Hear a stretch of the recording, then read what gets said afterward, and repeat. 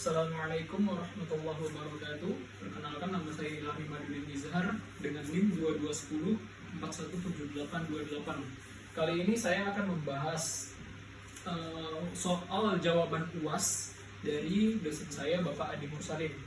Langsung saja, yaitu adalah faktor-faktor yang mempengaruhi strategi pemasaran. Nah, di dalam memasarkan sebuah produk, strategi yang tepat akan bisa menjadi penentu apakah Anda akan untung ataupun buntung. Nah, mempersiapkan strategi pemasaran yang diterapkan dengan berbagai macam faktor yang akan bisa mempengaruhinya bukanlah hal yang mudah. Dibutuhkan riset serta pemikiran yang teliti demi menghasilkan sesuatu yang akan bisa memberikan dampak terhadap bisnis Anda. Nah, jadi ada faktor-faktor yang mempengaruhi strategi pemasaran. Namun Anda haruslah siap akan hal ini. Pemasaran yang tepat dan efektif akan bisa Anda ciptakan jika sudah mengenal berbagai macam faktor ini. Nah, jadi ada beberapa faktor. Yang pertama ini adalah dari dalam faktor eksternal. Nah, di dalam sebuah eksternal ini seperti kompetisi. Kompetisi ini seperti hal ini menjadi salah satu pengaruh eksternal terbesar bagi bisnis dan kegiatan pemasarannya. Terlepas dari industri, dari bisnis Anda beroperasi. Nah, pasti akan selalu ada kompetitor yang akan bersaing dengan bisnis, baik secara langsung ataupun tidak langsung. Seluruh bisnis yang menjadi pesaing ini juga bertujuan untuk memenangkan prospek yang sama seperti yang ditargetkan oleh bisnis Anda. Mereka juga ingin memasarkan produk mereka sebagai salah satu cara untuk bisa mencapai tujuan yang satu ini. Nah, lalu dari yang kedua, selain yang kompetisi ini juga, dia ada prospek dan apa yang menjadi preferensi mereka, seperti pelanggan Anda adalah orang atau perusahaan yang akan bisa memungkinkan terjadinya pertukaran modal ke dalam bisnis Anda. Mereka jugalah salah satu faktor yang dapat mempengaruhi bagaimana strategi pemasaran dirancang. Oleh karena itu, penting sekali untuk mengetahui, bahkan mengenal hingga membangun hubungan yang baik, dimulai dengan mengenal siapa Anda, apa yang Anda jual, dan bagaimana mereka dapat membelinya. Nah, untuk yang kedua, poin kedua ini kita lebih ke mengenal apa yang kita pasarkan, apa yang kita kenalkan ke user ataupun ke konsumen kita. Lalu ada 3, data. Nah, di data ini adalah sesuatu yang sangat berharga dalam membuat rencana pemasaran pada suatu perusahaan atau bisnis, bergantung pada siapa yang Anda targetkan. Mungkin ada daftar yang berisi data pemasaran yang cocok untuk strategi pemasaran Anda. Daftar ini akan berisi bisnis atau konsumen yang merupakan pelanggan ideal untuk bisnis Anda. Rencanakan kampanye yang ditujukan khusus untuk orang-orang ini, tergantung pada daftar yang dimaksud dan metode untuk terhubung dengan mereka. Ini lebih kita mengelompokkan target pasar kita, ke siapa, ke usia berapakah, ke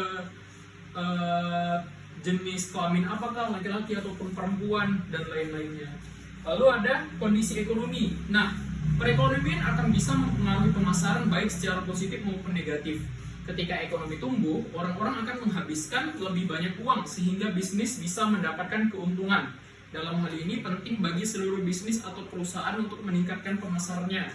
Ketika ekonomi tumbuh, pesaing juga akan tumbuh. Akan sangat merugikan jika Anda diam tanpa melakukan effort yang lebih agar bisa bersaing dengan para kompetitor. Nah, untuk nomor 4 ini, yang kondisi ekonomi ini, kita harus lebih ke memprediksi apa yang akan terjadi ketika apakah kita harus memprediksi pasaran naikkah atau turunkah, dan kita harus bisa mengambil strategi atau langkah-langkah yang bisa menguntungkan kita ketika pasar lagi naik ataupun pasar lagi turun. Oke. Lalu dari itu tadi yang 4 itu tadi dari faktor eksternal, lalu ada dari faktor internal. Nah, untuk faktor internal ini seperti tujuan bisnis, apa yang Anda ingin capai oleh bisnis Anda? Apakah Anda mencoba meningkatkan brand awareness atau mungkin Anda ingin meningkatkan penjualan? Nah, jadi untuk berbisnis itu kita harus memiliki tujuan. Jangan kita berbisnis tapi nggak memiliki tujuan, hanya bisnis aja. Kayak seperti ya spend time and spend my money. Ya seperti itulah.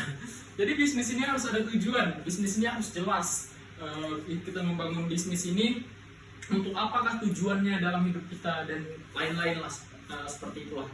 Lalu ada staff. Nah, mereka lah yang akan memiliki peran untuk menjalankan aktivitas pemasaran Anda. Para staff ini adalah orang-orang yang merancang, menjalankan dan memantau rencana pemasaran Anda. Nah, Jadi untuk staff ini kita harus benar-benar sebaiknya kita harus benar-benar mengklasifikasi ya, ibaratnya memang benar-benar mencari staff yang kompeten di bidangnya, jangan mencari yang asal-asalan yang tidak berkompeten di bidangnya, karena itu akan mengacaukan usaha yang akan kita bangun kalau misalkan orang yang tidak berkompeten di bidangnya. Oke, bisa juga sih cari yang tidak berkompeten atau orang-orang yang masih fresh graduate kayak gitu. Kita harus mengadakan pelatihan dan pembimbingan untuk si orang itu, pelatihan dan pengembangan supaya dia bisa menjadi berpengalaman di bidangnya lah. Oke. Lalu ada budget. Nah, budget atau anggaran merupakan faktor yang benar-benar penting dalam membuat dan menerapkan rencana pemasaran. Bahkan keuangan akan memainkan peran penting dalam hampir semua hal, bergantung pada apa yang tersedia untuk bisnis Anda. Rencana pemasaran harus ditulis untuk mengakomodasi rencana Anda setelah mengetahui anggaran yang dibutuhkan. Oke. Lalu ada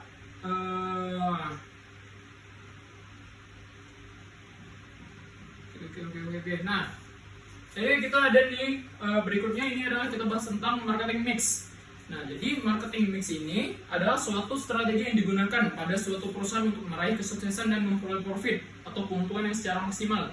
Marketing mix sendiri ini terdapat unsur atau elemen penting di dalamnya, yaitu 4P: product, price, place, dan promotion.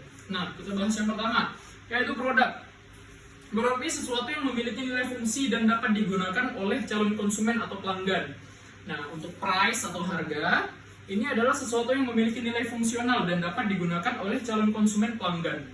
Nah, lalu ada place tempat, yaitu suatu bentuk saluran distribusi yang mengacu pada lokasi di mana produk tersedia untuk dapat dijual dan dapat dibeli. Nah, lalu ada promosi. Nah, strategi yang diterapkan oleh para pemasar pada suatu perusahaan untuk membuat calon konsumen atau pelanggan mengetahui produk dan agar para calon konsumen atau pelanggan menjadi minat terhadap produk yang akan dijual. Itu promosi. Nah, oke. Untuk pembahasan kali ini sampai di situ saja. Lebih dan kurangnya mohon maaf. Saya Nirani Badudin Bizhar. Assalamualaikum warahmatullahi wabarakatuh. Terima kasih.